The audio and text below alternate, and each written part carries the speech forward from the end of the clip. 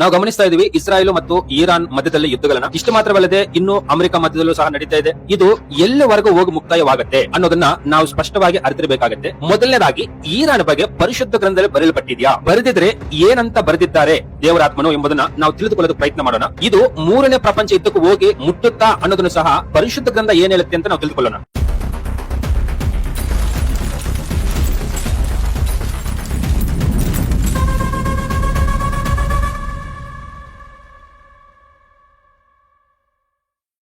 Price lord brothers and sisters, ಕರ್ತನಾದ ಯೇಸು ಕ್ರಿಸ್ತನ ಮಹಾಪರಿಶುದ್ಧ ನಾಮದಲ್ಲಿ ನಿಮ್ಮೆಲ್ಲರನ್ನು ವಂದಿಸುವನಾಗಿದ್ದೀನಿ. ಇವತ್ತು ನಾವು ಗಮನಿಸ್ತಾ ಇದ್ದೀವಿ ಇರಾನ್ ಮತ್ತು ಇಸ್ರಾಯೇಲ್ ಮಧ್ಯದಲ್ಲಿ ಯುದ್ಧವನ್ನ. ಇದರ ಬಗ್ಗೆ ಪರಿಶುದ್ಧ ಗ್ರಂಥದಲ್ಲಿ ಬರೆಯಲ್ಪಟ್ಟಿದ್ಯಾ ಗಮನಿಸೋಣ. ಮೊದಲನೇದಾಗಿ ಇರಾನ್ ಬಗ್ಗೆ ಬರೆಯಲ್ಪಟ್ಟಿದ್ಯಾ ಅಂದ್ರೆ ಹೌದು. ನೋಡೋಣ ಯಾವ ರೀತಿ ದೇವರಾತ್ಮನ ಬರೆದಿಟ್ಟಿದ್ದಾರೆ ಎಂಬುದನ್ನ. ಯಜ್ರನು ಮೊದಲನೇ ಅಧ್ಯಾಯ ಮೊದಲನೇ ವಾಕ್ಯವನ್ನು ನಾವು ಗಮನಿಸೋಣ. ಪರಾಸಿಯ ಅರಸನಾದ ಕುರೋಷನ ಮೊದಲನೆಯ ವರ್ಷದಲ್ಲಿ ಯೆಹೋವನು ತಾನು ಯೆರೆಮೀಯನ ಮುಖಾಂತರ ಹೇಳಿಸಿದ ವಾಕ್ಯವನ್ನು ನೆರವೇರಿಸುವುದಕ್ಕಾಗಿ ಆ ಪರಾಸಿಯ ರಾಜನಾದ ಕುರೋಷನ ಮನಸ್ಸನ್ನು ಪ್ರೇರೇಪಿಸಿದರಿಂದ ಅವನು ತನ್ನ ರಾಜ್ಯದಲ್ಲೆಲ್ಲ ಡಂಗೂರದಿಂದಲೂ ಪತ್ರಗಳಿಂದಲೂ ಆಮೇನ್. ಗಮನಿಸಿ, ಇಲ್ಲಿ ಪಾರಸಿ ಅಂತ ಬರೆದಿದೆ. ಏನ್ ಬದರ್ ಇರಾನ್ ಬಗ್ಗೆ ಹೇಳ್ತೀನಿ ಅಂತ ಪರಿಸಿಯ ಬಗ್ಗೆ ಹೇಳ್ತಾ ಇದ್ದೀರಾ ಅಂತ ಅನ್ಕೊಂತೀರಾ? ಇದು ಇರಾನ್ ಅಂತ, ಇದು ಹೊಸದಾಗಿ ಹೆಸರು ಬದಲಾವಣೆ ಆಗಿರುವಂತದ್ದು. ಈ ಇರಾನಿಗೆ ಪರಿಶುದ್ಧ ಗ್ರಂಥದಲ್ಲಿ ಇರುವಂತ ಹೆಸರು ಪಾರ್ಸಿಯಾ ಅನ್ನೋದನ್ನ ನಾವು ಸ್ಪಷ್ಟವಾಗಿ ತಿಳಿದಿರಬೇಕು. ಈ ಪಾರಸಿಯಾಗೆ ಮತ್ತೊಂದು ಹೆಸರು ದೇವರಾತ್ಮನ ಬರೆದಿಟ್ಟಿದ್ದಾರೆ.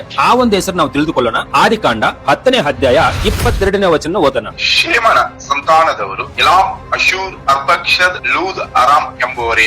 ಆಮೆನ್. ಇಲ್ಲಿ ಗಮನಿಸಿ ದೇವರ ಮಕ್ಕಳೇ, ಏಲಾಮ್ ಅಂತ ಬರೆದಿದೆ. ಈ ಏಲಾಮನು ಸಹ ಇರಾನನ್ನು ಸೂಚಿಸುತ್ತೆ ಎಂಬುದನ್ನ ನಾವು ಸ್ಪಷ್ಟವಾಗಿ ಅರಿತಿರಬೇಕು. ಅಂದ್ರೆ ಶೇಮನ ಸಂತಾನದಲ್ಲಿ ಒಬ್ಬನು ಏಲಾಮ್. ಇವರು ಆ ಒಂದು ಪಟ್ಟಣದಲ್ಲಿ ಹೋಗಿ ವಾಸ ಮಾಡ್ತಿರುವಾಗ ಆ ಮನುಷ್ಯನ ಹೆಸರೇ ಆ ಊರು ಹೆಸರಾಗಿದೆ. ಪರಿಶುದ್ಧ ಗ್ರಂಥ ಪ್ರಕಾರ ಇರಾನ್ ಅನ್ನೋದನ್ನ ನಮಗೆ ಡೈರೆಕ್ಟ್ ಆಗಿ ಸಿಗೋದಿಲ್ಲ. ಸ್ಪಷ್ಟವಾಗಿ ನಾವು ತಿಳಿದಿರಬೇಕು. ಏಲಾಮ್ ಅಂದ್ರೂ ಸಹ, ಪಾರಸಿಯಾ ಅಂದ್ರೂ ಸಹ ಇರಾನ್ ಸೂಚಿಸುತ್ತೆ ಎಂಬುದನ್ನ ನಾವು ಸ್ಪಷ್ಟವಾಗಿ ತಿಳಿದಿರಬೇಕು. ಅರ್ಥವಾಗಿದೆ ಅಂತ ನೆನೆಸ್ತಾ ಇದ್ದೀನಿ. ಹಾಗಾದ್ರೆ ಇರಾನ್ ಬಗ್ಗೆ ಈ ರೀತಿ ಹೆಸರುಗಳು ಬರೆದಿದೆ ಎಂಬುದು ನಾವು ಈ ಎರಡು ವಾಕ್ಯಗಳ ಮುಖಾಂತರವಾಗಿ ನಾವು ಅರ್ಥಕೊಳ್ಳೋದಕ್ಕೆ ಸಾಧ್ಯವಾಗುತ್ತೆ. ಇನ್ನು ಬೇಜಾನ ವಾಕ್ಯಗಳಿದ್ದಾವೆ, ಬಟ್ ನಮಗೆ ಅರ್ಥ ಆಗೋದಕ್ಕೋಸ್ಕರ ಎರಡು ವಾಕ್ಯಗಳು ಸಾಕಾಗಿದೆ. ಸೊ ಎರಡನೇ ವಿಷಯದ ನಾವು ಬರುವಾಗ, ಈ ಇರಾನು ಅಥವಾ ಪಾರಸಿಯ ಏಲಾಮ ಬಗ್ಗೆ ದೇವರಾತ್ಮನು ಯಾವ ರೀತಿ ಪ್ರವಚನ ವಾಕ್ಯಗಳನ್ನು ನುಡಿದಿದ್ದಾರೆ ಎಂಬುದನ್ನು ನಾವು ಗಮನಿಸಿಕೊಳ್ಳೋಣ. ಇದು ಹಳೆ ಒಡಂಬಡಿಕೆಯಲ್ಲಿ ಇದ್ದಂತ ಅನೇಕರ ಪ್ರವಾದಿಗಳಿಗೆ ತಿಳಿದಂತ ವಿಷಯಗಳಾಗಿದೆ. ಬ್ರದರ್ಸ್ ಅಂಡ್ ಸಿಸ್ಟರ್ಸ್, ಗಮನಿಸೋಣ. ಮೊದಲನೇದಾಗಿ ಏನಂತ ಪ್ರವಚನ ಮಾಡಿದ್ದಾರೆ ದೇವರಾತ್ಮನು ಎಂಬುದನ್ನು. ದಾನಿಯೇಲನು 8ನೇ ಅಧ್ಯಾಯ 2ನೇ ವಚನ ಗಮನಿಸೋಣ. ನಾನು ಕಂಡ ಕನಸಿನಲ್ಲಿ ಎಲಾಮ್ ಸಂಸ್ಥಾನದ ಶೂಷದ ಕೋಟೆಯಲ್ಲಿದ್ದೇನು. ಕನಸಿನಲ್ಲಿ ಉಲಾ ಕಾಲುವೆ ದಡದ ಮೇಲೆ ನಿಂತುಕೊಂಡದ್ದ ಹಾಗೆ ತೋರಿತು. ಆಮೆನ್. ಆಮೆನ್. ಗಮನಿಸಿ ಪ್ರಿಯರಾದ ದೇವರ ಮಕ್ಕಳೇ, ನಾನು ಕಂಡ ಕನಸಿನಲ್ಲಿ ಏಲಾಮ್. ಗಮನಿಸಿ, ದಾನಿಯೇಲನಿಗೆ ದರ್ಶನ ದೇವರಾತ್ಮನು ಕೊಡುತ್ತಿರುವಾಗ ಏಲಾಮನ ಬಗ್ಗೆ ದರ್ಶನ ಕೊಡುತ್ತಿದ್ದಾರೆ. ಬ್ರದರ್ಸ್ ಅಂಡ್ ಸಿಸ್ಟರ್ಸ್, ನೋಡಿ ಇಲ್ಲಿ ಹೇಳುವಾಗ ಏಲಾಮ್ ಅಂತ ಬರೆದಿದೆ. ಇಲ್ಲಿ ಇದೇ ದಾನಿಯೇಲ 10ನೇ ಅಧ್ಯಾಯ 1ನೇ ವಚನ ನಾವು ಗಮನಿಸೋಣ. ಪಾರಸಿಯ ರಾಜನಾದ ಕೊರೇಶನ ಆಳ್ವಿಕೆಯ 3ನೇ ವರ್ಷದಲ್ಲಿ ಬೆಲ್ಶಚ್ಚರನೆಂಬ ದಾನಿಯೇಲನಿಗೆ ಒಂದು ಸಂಗತಿಯನ್ನು ಪ್ರಕಟವಾಯಿತು. ಬಹು ಕಷ್ಟದ ಗಡುವಿನ ಆ ಸಂಗತಿಯು ಸತ್ಯ. ಅವನು ಕಂಡ ಕನಸು ಗಮನಿಸಿ ಆ ಸಂಗತಿಯನ್ನು ಮಂದೊಟ್ಟು ಮಾಡಿಕೊಂಡೆನು. ಆಮೇನ್. ಆಮೇನ್. ಗಮನಿಸಿ, ಕೆಲವರು ಬ್ರದರ್ ಇದು ಮೊದಲನೇ ಬರುವಿಕೆಯಲ್ಲಿ ನೆರವೇರಿದೆ ಅಂತ ಹೇಳುವವರು ಸಹ ಇದ್ದಾರೆ. ಆದ್ರೆ ದೇವರಾತ್ಮನು ದಾನಿಯೇಲನಿಗೆ ದರ್ಶನ ಕೊಡುವಾಗ ವಚನವನ್ನ ಸ್ಪಷ್ಟವಾಗಿ ಗಮನಿಸಿ, ಪಾರಾಸಿಯಾ ಅಂದ್ರೆ ನಾವು ದಾನಿಯೇಲ 8:2 ಏಲಾಮ್ ಅಂತ ಗಮನಿಸಿದೀವಿ. ಇಲ್ಲಿ ದಾನಿಯೇಲ 10:1 ಪಾರಾಸಿಕ ಅಂತ ಬರೆದಿದೆ. ಇದು ಯಾವಾಗ ನೆರವೇರುತ್ತೆ ಎಂಬುದನ್ನು ವಾಕ್ಯದಲ್ಲಿ ಗಮನಿಸಿ. ದಾನಿಯೇಲನಿಗೆ ಒಂದು ಸಂಗತಿ ಪ್ರಕಟವಾಯಿತು. ಬಹು ಕಷ್ಟದ ಗಡುವಿನ ಆ ಸಂಗತಿಯು ಸತ್ಯ.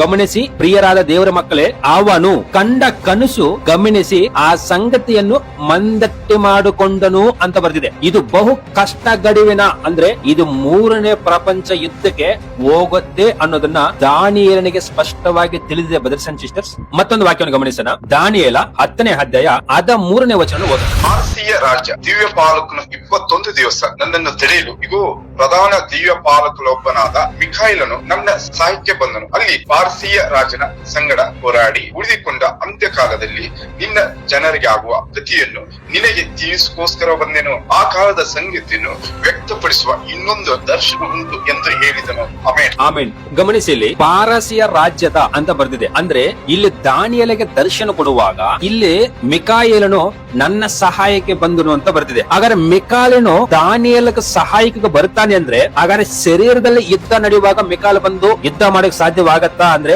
ಅಲ್ಲ ಅನ್ನೋದನ್ನ ನಾವು ಸ್ಪಷ್ಟವಾಗಿ ತಿಳಿದಿರಬೇಕು. ಹಾಗಾದ್ರೆ ಮಿಕಾಲನು ಬರ್ತಿದ್ದಾನೆ ಅಂದ್ರೆ ಯಾರೊಟ್ಟಿಗೆ?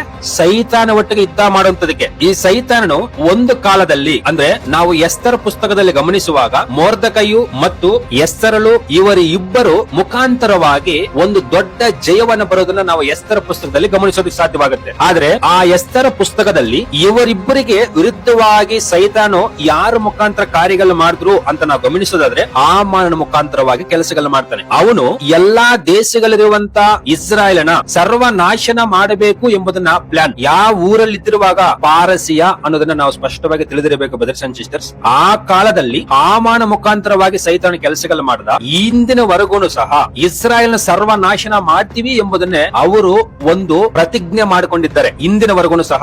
ಆದ್ರೆ ಇದರಲ್ಲಿ 14ನೇ ವಾಕ್ಯವನ್ನು ಗಮನಿಸಿ, ಅಂತ್ಯ ಕಾಲದಲ್ಲಿ ನಿನ್ನ ಜನರಿಗಾಗುವ ಗತಿಯನ್ನು ನಿನಗೆ ತಿಳಿಸೋದಕ್ಕೋಸ್ಕರ ಬಂದನು ಅಂತ ಬರ್ತಿದೆ. ಗಮನಿಸಬೇಕು, ಅಂತ್ಯ ಕಾಲದಲ್ಲಿ ನಡೆಯುವಂತ ವಿಷಯವನ್ನ ದಾನಿಯೇಲಗೆ ದರ್ಶನದಲ್ಲಿ ದೇವರಾತ್ಮನು ತೋರಿಸಿದ್ದಾರೆ ಬ್ರದರ್ಸ್ ಅಂಡ್ ಸಿಸ್ಟರ್ಸ್. ಈ ಒಂದು ಯುದ್ಧ 3ನೇ ಪ್ರಪಂಚ ಯುದ್ಧಕ್ಕೆ ಹೋದ್ರೂ ಸಹ ಆಶ್ಚರ್ಯ ಪಡೋದಕ್ಕೆ ಏನೊಂದು ಇಲ್ಲ ಎಂಬುದನ್ನ ನಾವು ಸ್ಪಷ್ಟವಾಗಿ ತಿಳಿದಿರಬೇಕಾಗತ್ತೆ. ಮತ್ತೆ ಹೇಳ್ತಾ ಇದ್ದೀನಿ, ಇದು 3ನೇ ಪ್ರಪಂಚ ಯುದ್ಧಕ್ಕೆ ಹೋದ್ರೂ ಸಹ ನಾವು ಆಶ್ಚರ್ಯ ಪಡೋದಕ್ಕೆ ಏನೊಂದು ಇಲ್ಲ.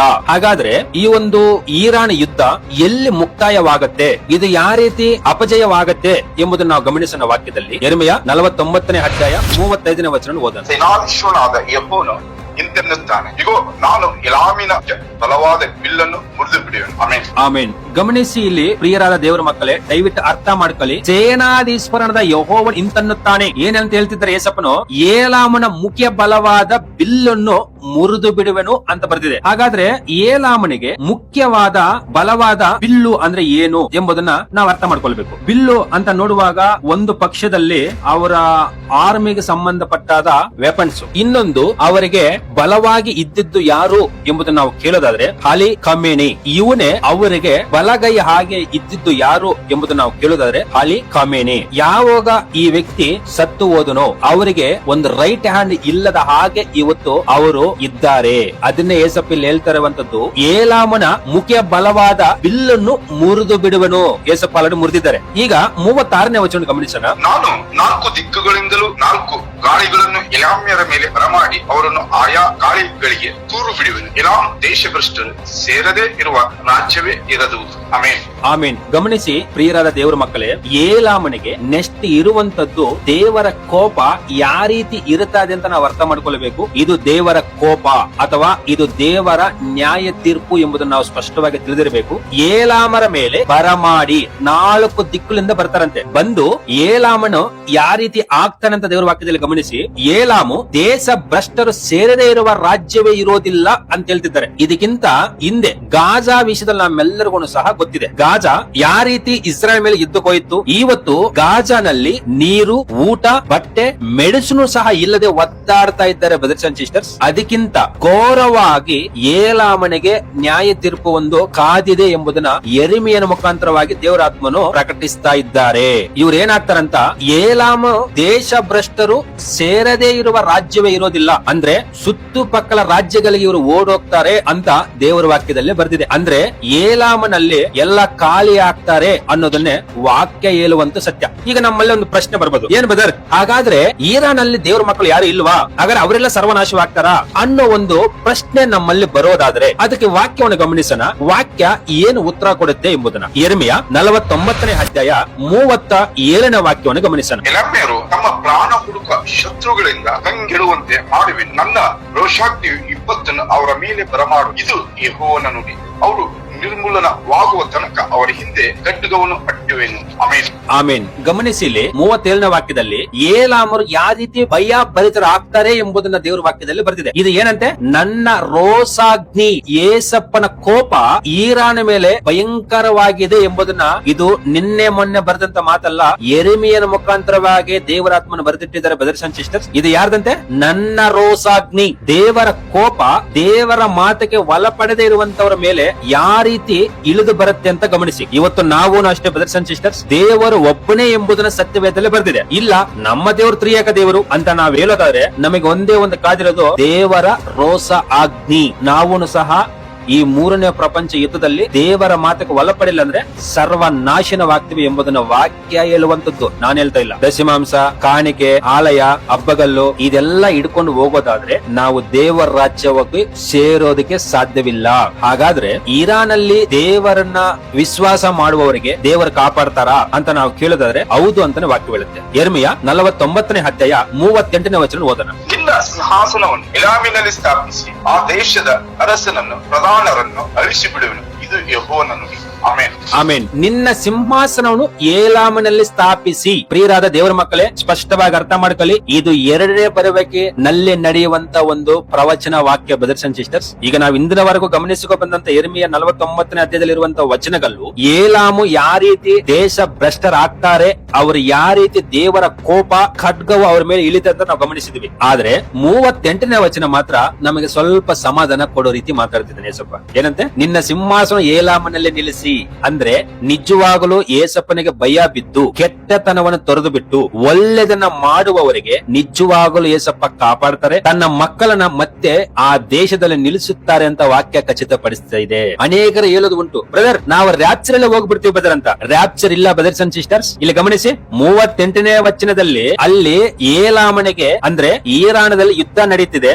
ಆ ಯುದ್ಧ ಕಾಲದಲ್ಲೇ ಕೆಲವರು ದೇಶಗಳಿಗೆ ಓಡೋಗ್ತಿದ್ದಾರೆ. ಅದಾದ ಬಳಿಕ ಮತ್ತೆ ನನ್ನ ಸಿಂಹಾಸನ ಸ್ಥಾಪಿಸ್ತೇನೆ ಅಂತ ಹೇಳ್ತಿದ್ದಾರೆ. ಅಲ್ಲಿ ಗ್ಯಾಪೇ ಇಲ್ಲ. ಇದರಲ್ಲಿ ಎಲ್ಲಿ ರಹಸ್ಯ ಬರುವಿಕಿನಲ್ಲಿ ಸಭೆ ಎತ್ತಲಪಟ್ಟತ್ತೆ, ಇದು ಸುಳ್ಳಾದ ಬೋಧನೆ ಎಂಬುದನ್ನ ದಯವಿಟ್ಟು ತಿಳ್ಕೊಳ್ಳಿ ಬ್ರದರ್ಸ್ ಅಂಡ್ ಸಿಸ್ಟರ್ಸ್. ಸೊ ನಾವು ಇಂದಿನವರೆಗೂ ಗಮನಿಸಿಕೊ ಬಂದಂತದ್ದು, ಮೊದಲನೇದಾಗಿ ಈರಾನ್ ಬಗ್ಗೆ ನಮಗೆ ಡೈರೆಕ್ಟ್ ಆಗಿ ದೇವರ ವಾಕ್ಯದಲ್ಲಿ ಬರೆದಿಲ್ಲ. ಅದು ಹಳೆ ಹೆಸರಿನಲ್ಲಿ ಪಾರಸೀಕ ಅಂದ್ರು ಅಥವಾ ಏಲಾಮ್ ಅಂದ್ರು ಈರಾನ್ ಎಂಬುದನ್ನು ನಾವು ಗಮನಿಸಿದ್ವಿ. ದಾನಿಯೇಲ ಮುಖಾಂತರವಾಗಿ ದೇವರಾತ್ಮನ ಹೇಳಿದ್ದು ಇದು ಬಹು ಕಷ್ಟದ ಗಡುವಿನ ಆ ಸಂಗತಿ ನಡೀತದೆ ಎಂಬುದನ್ನು ನಾವು ಗಮನಿಸಿದವು. ಅದೇ ದಾನಿಯೇಲು ಅಂತ್ಯ ಕಾಲದಲ್ಲಿ ನಿನ್ನ ಜನರಿಗಾಗುವ ಗತಿಯನ್ನು ಎಂಬುದನ್ನು ನಾವು ಗಮನಿಸಿದವು. ಅನಂತರ ಯೆರೆಮೀಯದಲ್ಲಿ ಯಾವ ರೀತಿ ದೇವರಾತ್ಮನು ಏಲಾಮನಿಗೆ 4 ದಿಕ್ಕಲಿಂದ ಬರಮಾಡುತ್ತಾರೆ, ಏಲಾಮು ದೇಶ ಭ್ರಷ್ಟರು ಸೇರದೇ ಇರುವ ರಾಜ್ಯವೇ ಇರೋದಿಲ್ಲ ಎಂಬುದನ್ನು ನಾವು ಗಮನಿಸಿದವು. ಕಡೆಯದಾಗಿ ಏಲಾಮನಲ್ಲಿ ನಿಜವಾಗಲೂ ದೇವರ ವಾಕ್ಯಕ್ಕೆ ಅನುಗುಣವಾಗಿ ನಡೆಯುವಂತವರನ್ನು ದೇವರು ಕಾಪಾಡುತ್ತಾರೆ, ಅವರ ಸಿಂಹಾಸನ ಅಲ್ಲಿಡುತ್ತಾರೆ ಅಂತ ನಾವು ದೇವರ ವಾಕ್ಯದಲ್ಲಿ ಗಮನಿಸಿದ್ವಿ. ಸೊ ಇಂದಿನವರೆಗೂ ನಾವು ತಿಳಿದುಕೊಂಡಿದ್ದು